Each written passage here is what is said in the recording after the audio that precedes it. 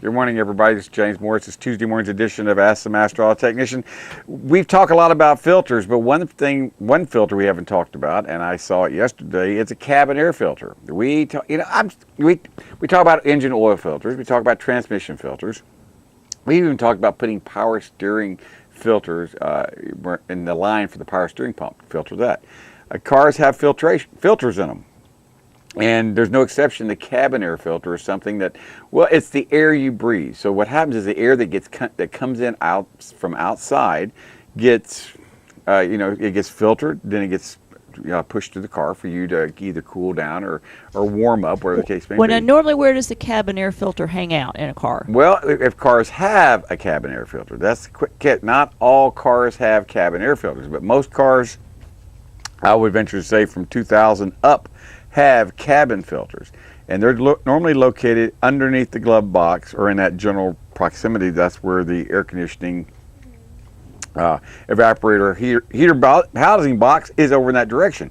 Those are supposed to be changed once a year. A lot of people don't even know they have a cabin air filter. I had a gentleman yesterday come in and said, my air conditioning doesn't blow. And I said, excuse me, it doesn't blow? What do you mean doesn't blow? He said, well, it blows and it's cold, but it only blows about this far outside the duct, about 1.5 feet. It used to blow all the way, you could feel it all the way across the room. Dog, it's okay. I got a dog down here decided. And so I said, well, I don't know what could be wrong with it. I said, normally, first thing I asked is, do you have a dog? And he goes, no, I don't. I said, if you have a dog, a lot of times pet hair can get in there and clog up the evaporator and keep the air from circulating. Now, this is a 2010, this model was a 2010 Chrysler product. I think a Journey. I can't remember which one it was, but the point being is, I said, it may be this. So I went to the glove box, and between the McDonald's packages of ketchup and everything inside there, I brought it down, looked inside there, and there was a cabin filter. I said, that might be our problem. Pulled the cabin filter out, and what I got was this. I had to put it in a plastic bag because it's pretty darn nasty. I'm going to take it out. My wife said she didn't want to touch it. But what this is, believe it or not, this brown stuff, that more than likely is a lot of the stuff that's inside the cabin that's recirculating. When you put it on recirculate, that air is going back and forth and it's filtering. A lot of this, if you could put this under a microscope, would be dry. It'd be skin. That's exactly what it'd be. It'd be the skin cells. It gets recirculated. Same thing happens in your home. Your home has skin cells that are being, your air conditioning picks up. That's why you change your filters. Here's what the filter is supposed to look like. It's nice and white. As you can see, there's two different colors here. You got a brown one that's just nasty, and you got this one which light can go through and air can go through. But that's what was stopping the amount of air going through it was just clogged up. Once a year, those should be changed. Now, that's a 2010 model we worked on. What year is this? 2018, almost and a half. So, it's been on there 8.5 years. Never been changed. Now, and so when we see something like that, we look at the rest of the car and see what it looks like. Well, we found no antifreeze in the car. None. Zero. It had nothing but straight water in it. I'm going, okay, what car, if a car has straight water in it, someone's got a leak and someone's just topping it off. Let's pressurize the system. Pressurize the system. There were no leaks to be found. I'm going, who would have done this? Well, come to find out, looking at what's happening, we saw there was no leaks, but what we did see was the radiator cap won't hold pressure. And we feel that's what was happening is it's getting hot, it won't hold pressure, it boils out, and they just keep adding water to it when it gets low. And that's something that will tear an engine up very, very, very quickly. You cannot add just water to an engine and expect it to last. I see a lot of people doing it, say, I'll just give me to the next paycheck, and they forget. And the next thing they know, they got a big bill in their hands for replacing a head gasket or replacing a water pump or a timing cover or something, because water itself will eat things up. It will, boy, as it moves through the system, as it heats up, you'll get air bubbles, it'll cavitate. You can get all sorts of things that you really wouldn't expect to happen. You get galvanization, you get electrolysis. These are the things where metal gets moved from one part to another part.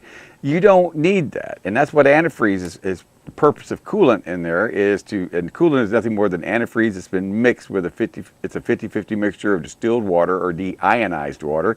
Don't be using city water. I see it all the time being used, city water, even by shops. Only thing that should go in that radiator is distilled water and coolant. Nothing should go in if it's water, it needs to be distilled water. Now, if you're putting water in there because you had a cooling system problem and you're putting water in there to exchange it out with the machine, yeah, that's cool, that's great. There's no problem with you're changing all of it. But if you're just going to put water in there to get you by, or to mix it, put water in there to mix with your antifreeze to give you that 50-50 mix, don't be using city water or well water. Use distilled water only. I know you were taught that when you were a kid, but someone told you somehow or another you don't need that. And I want to let you know you do need that. If you saw what I saw on radiators, you would never use anything but distilled water. I'm working on a 1928 radiator out of a Ford that someone brought to me from the beach. The radiator it doesn't look too bad. It's just got some problems with the tank leaking on it. But this is a brass copper radiator. If you had to replace this radiator and had to special order it, you're probably talking a $1,500 radiator. But but what's kept this radiator alive, believe it or not, over the years, is the customer insisted on running antifreeze, and the guy that brought me the car says this thing leaks antifreeze so bad that we put antifreeze in it. And then a couple months later, we have to, add more to it because he doesn't drive it much. It leaks at the top of the tank, but he wants to keep antifreeze to keep it from rusting. I said that's a smart thing to do, because this is a 1928. We're talking about a 90-year-old car. That's pretty impressive. And the radiator. Now I don't know if the radiator itself is that old, because the copper brass look wonderful. I'm sure it's been replaced in the last 10, 15 years.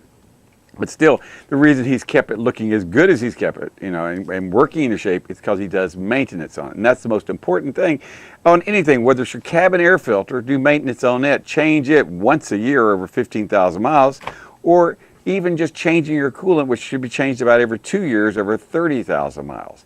Now, that seems to be you got the 30,000 mile, the 60,000 mile, the 90,000 mile, you have those 30,000 mile increments. Those are when big services are done, like coolant, radiators, and things like that. Fluids get changed, like transmission fluid, differential fluid, transfer case fluid. Those fluids get changed. Brake fluid. Fluids that get changed more often, such as your engine oil every 5,000 to 6,000 miles if you're running full synthetic. Very important you change that. That gets changed more often. Differential fluids on some Jeeps and some Hondas are every 12,000 to 15,000 miles. That's on the fluid that goes in the rear end. Honda CRVs, all-wheel drives, must change that fluid on a regular basis. Same thing on the Honda truck. I can't even remember what the name of it is. It's an all-wheel drive vehicle. That VTM+4 fluid needs to be changed in the differentials every 12,000 to 15,000 miles. If you don't, you end up spending a lot of money needlessly to replace that differential, because there's clutches inside there, and they don't take kindly to operating in dirty fluid.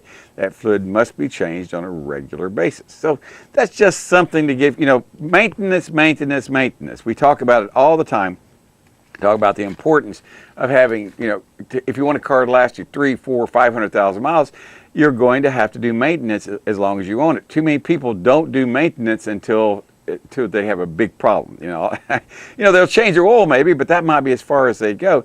They'll ignore that drip in the driveway from coolant until they got a light coming on or something. It runs hot, or they can't drive it. Or they'll ignore that oil leak and say, oh, it's not that bad, an oil leak, until they realize they're 4 quarts low of oil and they're 100 miles away from home and there's no oil around anywhere to be found. So things like that. About now you got crisis management. And that's the thing that we're trying to avoid on the show, is to keep you from where you're not having to do crisis management mode. And once a week you go out, you open your hood of your car, you take a look at your belts, you take a look at your hoses, you take a look at your fluids, you take a look at the obvious things. Even if you could just take some Purple Power, some soap, if your engine's dirty, spray it down with Purple Power, and just take a water hose, just a regular water hose, no high pressure, and you'd be surprised how much of that stuff will wash off your car engine. So you'll be able to determine where you might have something leaking, like if you got a valve cover leaking or an oil sending unit, something that may be leaking oil. you'll be able to figure out where it's coming from. If I tell people, if you got an oil leak and you see it on the bottom, go to the very top of the engine, start working your way down. Because that's where it's going to, if you don't fix the oil leaks at the top, you're not going to fix that oil leak at the bottom. 9 out of 10 times, if we see what looks like an oil pan leaking, or we see something that looks like it may be leaking down low, if we start checking it and go a little bit higher, wash the engine off, we'll maybe see where there was a valve cover leaking, draining down, giving the impression that it was an oil pan gasket.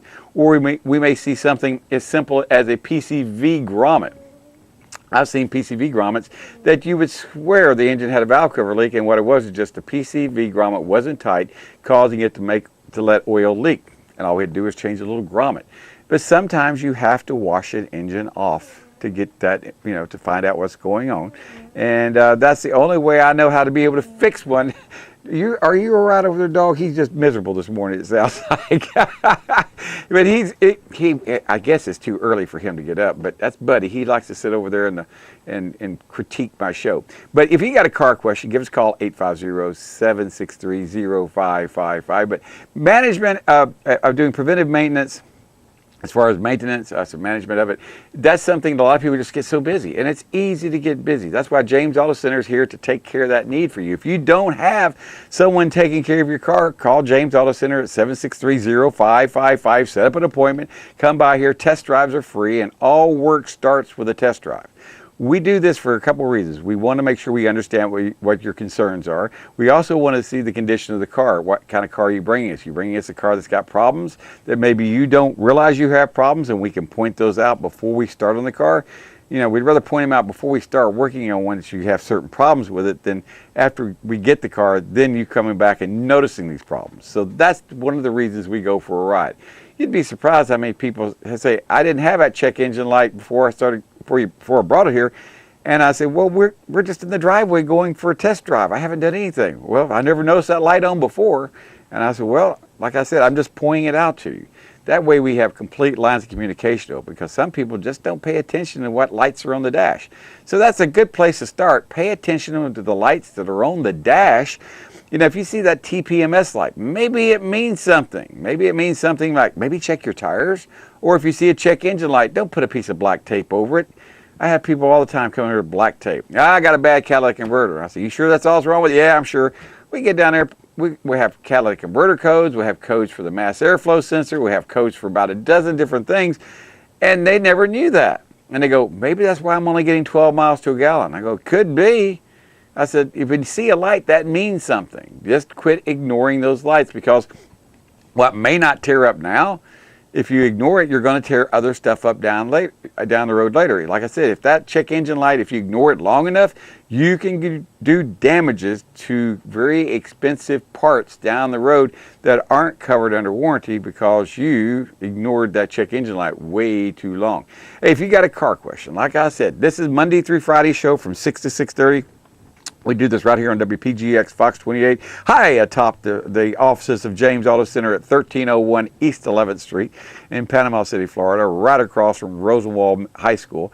And we've been here since 1980, and we'd like to help earn your business. So give us a call, and let's see if we can, set your mind at ease and give you some answers to some automotive questions you may have about why my car does what it does and what can I do to get it fixed.